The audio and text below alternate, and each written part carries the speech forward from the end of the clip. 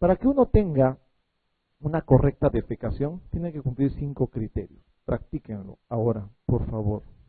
1. Si no tienen una ampolla rectal llena, no pueden hacer una deposición. Hay gente que cree que tiene que entrar al baño todos los días a las 8 de la mañana, ¿no es cierto? Lo cual es absurdo. ¿Cuánto es el ritmo defecatorio normal? O sea, ¿cuánto es el tiempo mínimo que debe haber para la defecación? ¿Cuánto es lo normal? Uno puede hacer una deposición 3 veces por día o puede hacer una deposición cada 3 días. Todo ese lapso es absolutamente normal siempre y cuando la deposición sea cómoda. Porque uno puede hacer una deposición una vez por día, pero cada deposición es como un parto, entonces eso también es estreñimiento, entonces imposible de que se pueda mantener. Eso también es constipación, eso es básicamente por ingesta de líquidos. Pero bajo tiempo ustedes pueden considerar estreñimiento más allá de los 3 días, pero hasta 3 días es normal. Si uno hace una deposición cada 3 días y es cómoda, eso es normal, absolutamente normal. A eso voy. Para que haya un estímulo de defecación, tiene que estar la ampolla rectal llena. Si no, van a pujar por las puras y van a tener después, ¿qué? Hemorroides o alguna lesión rectal posterior. Eso es normal. El enderezamiento recto, ya les he dicho, dado principalmente por la relajación del pubo rectal. La elevación del piso pélvico. Quien se lesiona el piso pélvico va a tener problemas de constipación o de incontinencia fecal. Ejemplo típico, las gestantes, ¿no es cierto? Señora, puje, sale de 10 kilos, sale un enorme feto, parto vaginal, ¿no? Sale, rompe, desgarra todo lo que encuentra. Se lesiona el piso pélvico, típicamente que va a tener la mamá, incontinencia fecal. Esa es una de las cosas. Y posteriormente después entra en estreñimiento porque ya ni siquiera pueden salir las deposiciones normales. Entonces hay una alteración del hábito. Piso pélvico muy importante, ¿ya? Lo otro es la prensa abdominal. Es importante, pues, los viejitos tienen una prensa abdominal muy suave. Si ustedes tienen los abdominales normalmente indemnes, puja, la maniobra basal va a hacer que eso presione y aumente la presión intraabdominal y pueda evacuar de una manera adecuada. ¿De acuerdo? Eso es otro. Y obviamente la relajación de esfínteres. La indemnidad de los esfínteres es otra de las cosas que tiene que estar dentro de la defecación normal. Son las 5 cosas que se necesitan, no se olviden, ¿ya? No se olviden, es bien, bien importante para que tengan en consideración eso. ¿Cuál de las siguientes alternativas corresponde al músculo elevador del ano? Esa es una pregunta 2014, o sea, de hace un par de meses. ¿Cuál será? ¿Cuál es un músculo de los elevadores del ano? ¿Cuál será? ¿Pubo? Tienen, ¿no es cierto? Ya saben, es una pregunta anatómica muy sencilla. Para que vean, esa es una pregunta de examen común y corriente. Las características de la secreción pancreática, esta es otra pregunta del examen de hace 3 años, es esta. Las características de una secreción pancreática. Hasta ahí hemos visto defecación, vamos a ver secreción, pero ahora la que es la parte biliar. La secreción pancreática, ¿cómo es normalmente? ¿Qué tiene como secreción? La característica de la secreción pancreática, entonces, usualmente tiene que ver principalmente con la secreción de ¿qué? ¿De qué sustancias? ¿Cuál era la secreción pancreática importante que habían visto previamente? Bicarbonato, ¿no es cierto? Por consiguiente, ¿qué es? ¿Es ácida o es alcalina? Alcalina. Esa es una de las cosas que ya deben. Entonces, acá ya eliminan la B y eliminan la D y eliminan la E. Más fácil, ya no. Les queda entre la A y la C. De colores, verde, rojo, naranja. ¿Qué color es la secreción pancreática? No la biliar, la pancreática. ¿Qué será? Obviamente es transparente porque es la A y la C nada más, ¿no es cierto? Es transparente. ¿Okay? ¿Es hiperosmótica o es isosmótica? Eso es algo que solo tienen que deducir de una manera. Recuerden que el bicarbonato es una sustancia buffer o tampón. Por consiguiente, las secreciones pancreáticas tienen que estar totalmente isosmóticas. ¿De acuerdo? Entonces, tiene que haber una secreción absolutamente balanceada en cuanto al punto de vista osmolar. 3 características entonces que tiene que tener la secreción pancreática: transparente, isosmótica y alcalina. ¿De acuerdo? La C entonces. Solo uno de los siguientes grupos de enzimas son endopeptidasas. Ok, doctores, vamos a llegar a un punto en el cual les voy a mencionar ahora qué son las endopeptidasas. Las peptidasas son las famosas proteasas pancreáticas. ¿Qué función tiene una proteasa? Degradar las proteínas, ¿no es cierto? Es así de sencillo. Existen dos tipos de peptidasas, lo que se conoce como endopeptidasas y lo que se conoce como exopeptidasas. Las endopeptidasas son lo que ustedes van a ver en un momento. Son la tripsina, la quimotripsina y la elastasa. ¿De acuerdo? Tripsina, quimotripsina y elastasa. Esas son las endopeptidasas. ¿Y cuáles son las exopeptidasas? Serán la carboxipeptidasa A y la carboxipeptidasa B. Eso también lo tienen en una diapositiva, solo se los estoy graficando mentalmente.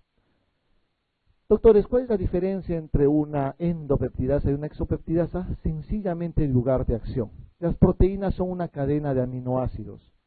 La endopeptidasa actúa por el medio, por la parte interna, endopeptidasa. Las exopeptidasas cortan las cadenas laterales o externas, exopeptidasas. Esa es la única diferencia. Punto. Se acabó el problema ahí. Ok. Solo uno de los siguientes grupos son endopeptidasas. ¿Cuáles son las endopeptidasas? ¿Cuál será? ¿Carboxipeptidasa es? No, ese es exo, ¿no? ¿Tripsina, quimotripsina? Cierto, tripsina, quimotripsina. Veamos entonces un poquito de lo que es la secreción de bilis. Normalmente uno tiene que saber que uno produce bilis aproximadamente entre 500 y 1 litro. Eso habían visto en el gráfico inicial también. Igual que la saliva, que la producción es más o menos 1 litro, la producción de bilis es más o menos de entre 500 y 1000. No se olviden que la función principal de la bilis es esa, la digestión y absorción de grasas. Fundamentalmente para eso sirve la bilis, ¿de acuerdo? ¿Cuál es la función de la vesícula? Almacén de bilis. ¿De acuerdo? ¿Dónde se produce la bilis? En el hígado. Eso no lo deben de olvidar. Producción de bilis es en el hígado, pero el almacenamiento es acá, en la vesícula. ¿De acuerdo? Doctora, ¿qué pasa? ¿Alguien es operado de vesícula acá? Ya. ¿Qué pasa si a alguien lo operan de la vesícula? ¿Dónde se almacena la bilis? ¿O ya no se almacena? En el segmento distal de una colecistectomía abarca cortar desde acá, clampar el cístico, sacar la vesícula completa. Si ya no tengo esto, ¿dónde se almacena la bilis? Doctora, en el colédoco. Ya, ese es un lugar donde se puede almacenar, pero ¿crees que medio litro va a almacenarse en un tubito así de 4 o 5 milímetros de grosor? O sea, todo esto acá, poco difícil. Es cierto, puede almacenarse un poco ahí, por consiguiente se dilata discretamente el colédoco, eso puede ser no. ¿Dónde entonces? El lugar normalmente donde termina siendo almacenado es este, la segunda porción duodenal. Tú retiras la vesícula de acá, queda clampado el cístico, entonces toda la bilis que es producida se queda un poquito en el colédoco y todo lo demás en la segunda porción duodenal. Por eso es típico que el paciente colecistectomizado de qué se queje. También de que le arde el estómago. ¿Por qué? Porque la bilis también es irritante gástrico. La bilis se queda acá en la segunda porción del duodeno y muchas veces hace reflujo hacia el estómago y hay lo que se llama reflujo biliar, por ejemplo, ¿no? Eso es típico. Otra cosa de lo que se van a quejar cuando ustedes tengan un pacientito postoperado de vesícula, les va a decir, ay, tengo la boca amarga, doctor, todo el día tengo no sé qué, es mi gastritis que me está matando. No es su gastritis que está matando, es la vesícula resecada y el ácido biliar, la bilis en sí contiene mucho potasio. Entonces tiene potasio y es muy amarga. Entonces eso es lo que da muchas veces el sabor amargo a la boca de algunos pacientes que son operados de vesícula, no de todos realmente. Pero básicamente es para eso. Ok, entonces para no olvidarse, la bilis es producida en el hígado, almacenada en la vesícula fundamentalmente. No olviden que este es el colédoco y esto desemboca en el esfínter de Oddi junto con el conducto de Wilson, ¿no es cierto?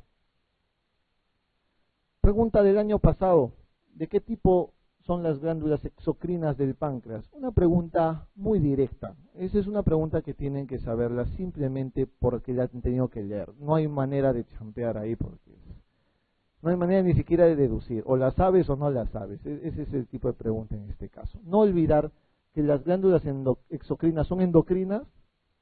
Un absurdo. Esa es la única que pueden deducir que es falsa en este caso. No olviden que siempre tienen que ser serosas. ¿De acuerdo? Son serosas.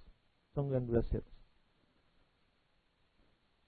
Ok, entonces vamos a seguir con lo que son las secreciones pancreáticas. Ya habíamos visto lo que son las endopeptidasas y las exopeptidasas. Vamos a ver que en secreción exocrina, el páncreas tiene dos funciones, función de secreción endocrina y función de secreción exocrina. La función de secreción endocrina está dado por insulina y glucagón, lo cual no voy a tocar yo, lo va a tocar definitivamente endocrino, ¿no? La parte endocrinológica, yo no lo voy a ver. Pero vamos a ver lo que es la parte exocrina. Y en la parte exocrina existe lo que son los componentes inorgánicos y los componentes orgánicos. En los componentes inorgánicos generalmente no preguntan porque es muy sencillo. Agua, potasio, sodio, cloro y bicarbonato. De lo cual lo más importante definitivamente es bicarbonato. Los componentes orgánicos sí son importantes. Y acá voy a volver a repetir nuevamente el concepto que les había mencionado temprano, que es el de las proenzimas. Una proenzima, el otro nombre es un zimógeno, ¿no es cierto? El zimógeno no tiene una función por sí mismo, por consiguiente tiene que para tener una función tiene que convertirse a una sustancia activa. Doctores, digamos como una regla casi general, todos los zimógenos terminan en ógeno, ¿no? Zimógeno acaba en ógeno, o empiezan con pro, por llamarse proenzimas, para que tengan algo más claro. ¿Cuáles son esas proenzimas? Tripsinógeno, quimotripsinógeno, proelastasa y procarboxipeptidasa A y B. Son pros, ¿no? Esos son los zimógenos. Obviamente, esas proenzimas tienen que convertirse en su parte activa. El tripsinógeno en tripsina, quimotripsinógeno, quimotripsina. Proelastasa, elastasa y procarboxipeptidasa A y B en carboxipeptidasa A y B. Así de fácil, o sea, ahí no hay mucho problema, pero eso es los primeros componentes. Las enzimas son aquellas sustancias que ya son activas, y hay tres cosas que se secretan normalmente en el páncreas. Uno es amilasa, el otro es lipasa y el otro son proteasas. Proteasa es para digerir ¿qué? Proteínas. Amilasa para digerir ¿qué? Carbohidratos. ¿Ya? Amilasa para carbohidratos y lipasa para digerir grasas. Esto de acá lo vamos a ver en un rato. Con eso termino básicamente la clase en la parte de lo que es digestión y absorción. Amilasa, carbohidratos, lipasa, grasas y proteasas, proteínas. ¿Ya? Ustedes ven acá el páncreas y tienen que ver básicamente cómo los zimógenos se tienen que convertir en enzimas realmente activas. Todos esos que han visto en ógenos, tripsinógeno, quimotripsinógeno, tienen que convertirse en una parte activa. Para eso vamos a ver el primer paso que es importante. El tripsinógeno, para que se convierta en tripsina, que es su parte activa, tiene que ser convertida gracias a una enzima que se llama enteroquinasa, ¿ya? Y esa enteroquinasa es producida en los enterocitos, por eso se llama enteroquinasa. Entonces, para que el tripsinógeno se convierta en tripsina, tiene que ser convertida por la enteroquinasa. Ahora vamos a ver si se acuerdan. Para que el pepsinógeno se convierta en pepsina, ¿qué sustancia tenía que actuar, doctora? Abre la ventana para lanzarme. Otro, doctor. Para que el pepsinógeno se convierta en pepsina, ¿qué sustancia tenía que actuar? Exactamente, el ácido clorhídrico. Era lo que les había dicho en un inicio, ¿no es cierto? En una diapositiva. Para que el pepsinógeno se convierta en pepsina, es ácido clorhídrico. Para que el tripsinógeno se convierta en tripsina, se necesita la enteroquinasa. Ok. Y ahora viene lo más fácil. Para que los demás zimógenos se conviertan en sus enzimas activas, necesitan de esta tripsina ya convertida. Es decir, el tripsinógeno se convierte en tripsina gracias a la enteroquinasa. El quimotripsinógeno se convierte en quimotripsina gracias a ¿quién? A la tripsina. La proelastasa se convertirá en elastasa gracias a ¿quién? A la tripsina. La procarboxipeptidasa se convertirá en carboxipeptidasa gracias a ¿quién? A la tripsina.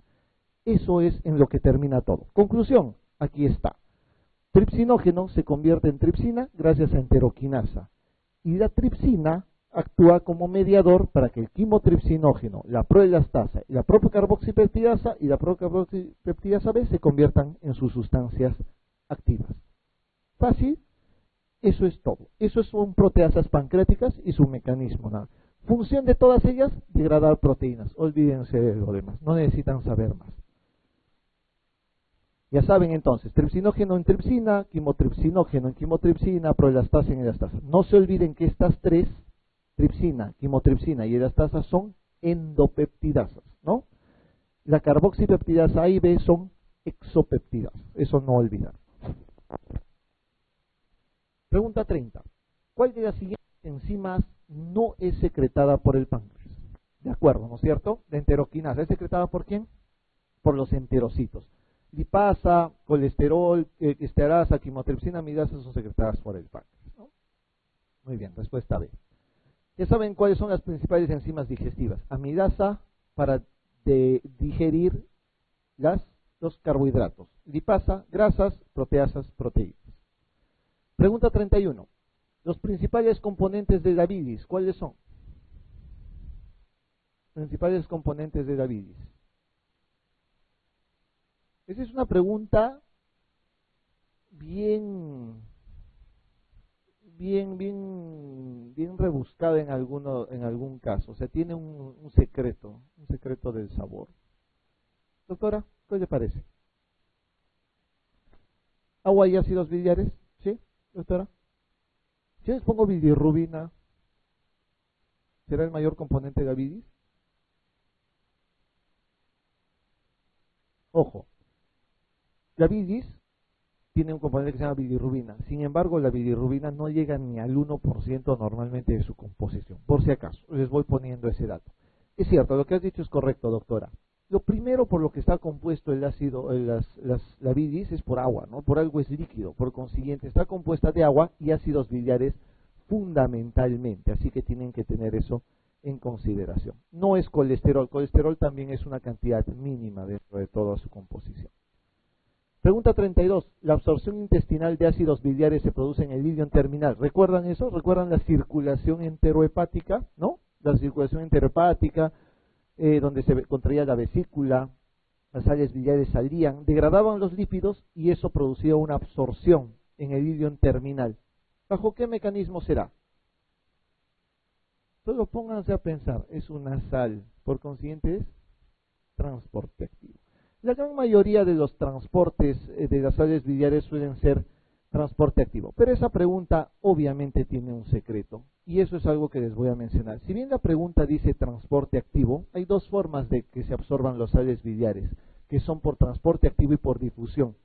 Y el que sabe mucho morirá en esta pregunta, ¿no es cierto? Porque si sabes mucho dices, empieza a marearlo completamente, tienes difusión y tienes transporte activo.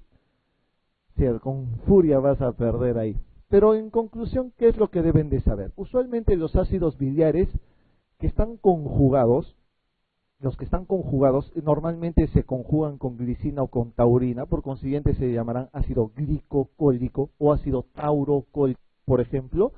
Esos son absorbidos por transporte activo. Los ácidos biliares que no están conjugados se absorben por difusión. La gran mayoría de ácidos biliares están conjugados. Por consiguiente, esa pregunta deberían considerarlo como la mayoría normalmente lo hace, como si los ácidos biliares estuvieran conjugados.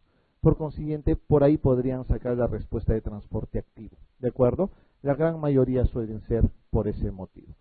De esa manera, obviamente, los ácidos biliares entran y se ligan a las proteínas y finalmente terminan en la vena porta para regresar nuevamente a la vesícula. 95%. Eso se llama circulación enterohepática. Señale cuál de estas células es la responsable de la fibrogénesis hepática. Un poquito de hígado. El otro nombre de la célula de hito es célula estrellada, ¿no es cierto? Es cierto. La fibrogénesis hepática está dada fundamentalmente por la célula de hito. No confundan con la célula de Kupffer. La célula de Kupffer es un macrófago, ¿no? Al ser un macrófago, lo que funciona principalmente es en una función de detoxificación hepática, más que otra cosa. En cambio, la célula de hito cuyo nombre realmente es célula estrellada, otros le llaman célula estelada nada más, tiene la función principalmente en una fibrogénesis hepática. Les voy a mostrar un dato en un momento. Miren, estos son los hepatocitos. Los hepatocitos tienen al lado lo que son los sinusoides. ¿Dónde están las células de Kupffer o macrófagos? Son generalmente intrasinusoidales, ¿no? Por el consiguiente, la detoxificación de ellas generalmente es intrasinusoidal. Entre el sinusoide y el hepatocito existe un espacio conocido como espacio de Dissé. Y ese espacio de Dissé es el lugar donde se encuentran las células estelladas o células estrelladas o células de Ito. Ahí están las células de Ito. Cuando un paciente tiene cirrosis hepática, ¿no? O tiene una injuria durante años por alcohol o por drogas o por lo que ustedes quieran, ¿qué es lo que va a pasar? Va a haber un aporte menor, va a haber una alteración de la estructura hepática. ¿Por qué? Porque estas células estrelladas se van a convertir fundamentalmente en miofibroblastos. Por consiguiente, esa célula de Ito se convierte en una miofibrilla, en un miofibroblasto, y al convertirse en miofibroblasto, el hígado va a tomar un aspecto fibrótico y duro. Ahí nace lo que es la cirrosis hepática. ¿De acuerdo? Entonces, esta es la célula importante para la fibrogénesis hepática. No lo olviden, ¿ya? Es la célula estrellada o célula de Ito. No olviden entonces que la célula de Kupffer son macrófagos, fundamentalmente, cuya función principal es un mecanismo de defensa y retirar partículas y sustancias tóxicas. Eso es lo que hace el Kupffer. Las células estrelladas o células de Ito se convierten principalmente en miofibroblastos. Una pregunta del examen MIR decía, una de las funciones de las células de Ito, y te ponían N alternativas, y una de ellas decía almacenamiento de vitamina A, lo menos pensado, por eso se los pongo ahí. No decían ni que se convertían en miofibrillas ni nada por el estilo, decían almacenamiento de vitamina A, y esa era la respuesta. No olvidar entonces que la célula de Ito almacena vitamina A, almacena grasas y almacena lipocitos. Pero su función principal, bueno, más que función principal, su característica más importante es convertirse en un miofibroblasto para la fibrogénesis hepática, ¿ya? O la fibrosis hepática. Pregunta 34. ¿La secreción de factor intrínseco es indispensable para la absorción de vitamina B12? ¿Se lleva a cabo en? Por Dios, una pregunta grosera, ofensiva. A ver, en coro quiero escuchar eso. Perfóreme los tímpanos con la respuesta. ¿Cuál será? ¿Célula parietal? ¿Sí? ¿Célula parietal? La secreción, ¿no es cierto? Cuidado, una cosa es secreción, otra cosa es absorción. Por eso les ponen acá ilion terminal, ¿no es cierto? Mucho cuidado, ¿no? Estaban pensando en ilion terminal, por eso una cosa es secreción, otra cosa es absorción. Secreción de factor intrínseco en célula parietal, junto con el ácido clorhídrico, ¿no? Acá hay una de las preguntas que me mencionabas en un momento. Tanto fluoro solamente para contestar una pregunta que es muy sencilla. Dice acá, en el ayuno, el hígado contribuye a mantener la glicemia utilizando aminoácidos, en especial alanina, procedentes del catabolismo de proteínas musculares para sintetizar glucógeno. ¿Cómo se llama ese proceso? Esto es algo que lo ven muchísimo en la parte de bioquímica, ¿no es cierto? Y eso es lo que tienen que saber ustedes definir. Ahora les voy a mostrar las 4 definiciones de los 4 términos que necesito que sepan para el examen. Y no los confundan, por favor, porque si no van a caer en esto y van a ver que es muy fácil. Cuando se utiliza, o sea, cuando se produce glucosa o energía a partir de sustancias que no son carbohidratos, eso se conoce como neoglucogénesis. ¿De acuerdo? Así se conoce. Cuando se produce glucosa a partir de compuestos que no son carbohidratos. Eso es lo que quiere decir todo este fluoro de acá. Mantener la glicemia utilizando aminoácidos, en especial alanina, procedente del catabolismo de proteínas musculares para sintetizar glucógeno. Todo ese cantar básicamente es producción de energía a partir de sustancias que no son aminoácidos, ¿no? Para empezar, primer término que ustedes deben de conocer, glucólisis. ¿Qué cosa es la glucólisis? Es cuando esta glucosa se oxida para producir ¿qué? Para producir energía, para producir los ATPs, ¿no es cierto? Y fundamentalmente, ¿cuál es el mecanismo fundamental de esto? El ciclo de Krebs, cuyas 11 enzimas ustedes conocen de memoria y se lo saben de paporreta, ¿no es cierto? Repásenlo, a veces les preguntan por ahí en básicas, tengan mucho cuidado con eso. Pero no voy a adentrarme en estas cosas, necesito que sepan el término. Glucólisis es la oxidación de glucosa para producir energía, punto. Eso es una glucólisis. ¿Qué es la gluconeogénesis o neoglucogénesis, que es lo mismo? Recuerden, gluconeogénesis o neoglucogénesis, básicamente es lo mismo. Es la formación de glucosa a partir de compuestos que no son carbohidratos. Como van a ver ustedes en un momento, en la parte de digestión de carbohidratos, la única forma, bueno, las únicas formas, la más importante de que una persona absorba glucosa es basándose en comer solamente carbohidratos. Si comes carbohidratos, eso va a terminar convirtiéndose en glucosa. Eso es lo más importante. Pero cuando hay otros compuestos que no son carbohidratos y que producen glucosa, como el glicerol, como la alanina o como el lactato, eso se llama gluconeogénesis. Y eso pasa en procesos catabólicos como el ayuno, etcétera, etcétera. Esa era la pregunta anterior. ¿De acuerdo? Gluconeogénesis, entonces, para que no lo olviden.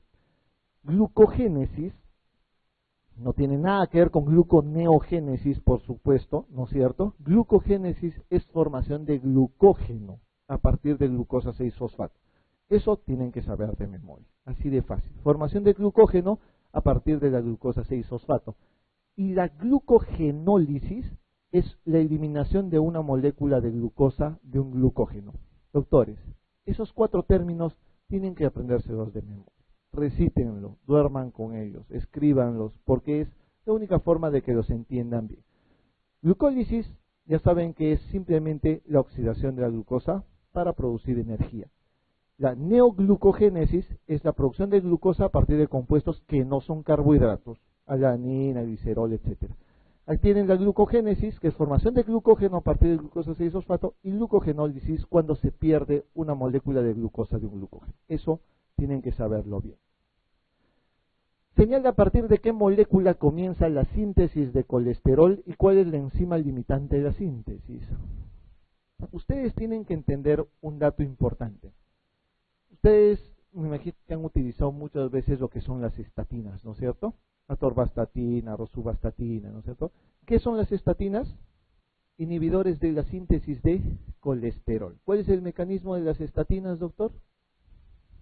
¿El mecanismo de acción? ¿Inhibición de qué? De la 3,3 dihidroximetilglutariil coenzima A. ¿Qué? ¿Reductasa o transferasa? Reductasa. No olviden, todo esto de acá, toda la paporreta que ven de acá, es precisamente eso, ¿no? Inhibición de la 3-hidroximetilglutaril coenzima A, reductasa. Ese es el mecanismo de acción de las estatinas, ¿de acuerdo? Esa es la función que cumplen la atorvastatina, la rosuvastatina, la simvastatina, para inhibir la síntesis de colesterol. Entonces, acá el dato es precisamente eso, ¿no? Es una pregunta fisiológica basada más que todo en el mecanismo de acción de las estatinas. Acá el secreto obviamente es que sepan si es transferasa o reductasa, porque lo demás es igual, nada más. Solamente le ponen eso para confundirlos y punto, ¿no? La respuesta entonces acá es la E, ¿no?